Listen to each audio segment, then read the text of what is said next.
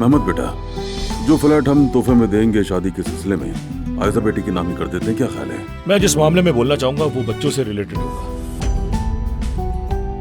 आप जानते हैं कि मुझे उनकी कितनी ख्वाहिश है। अगर तुम्हें अपनी सलाहियत पर वैसा ही यकीन हो जाए जैसा मुझे, तो तुम कुछ भी कर सकते हो। उससे बहुत मोहतात रहने की जरूरत है। प्लीज, अगर थोड़ा सा भी मुझ पर भरोसा है तुम्हें, फौरन मेरे पास आ जाना। मैं हमेशा तुम्हारी मदद करूंगा।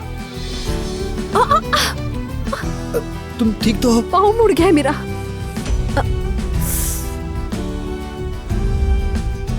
अरे यार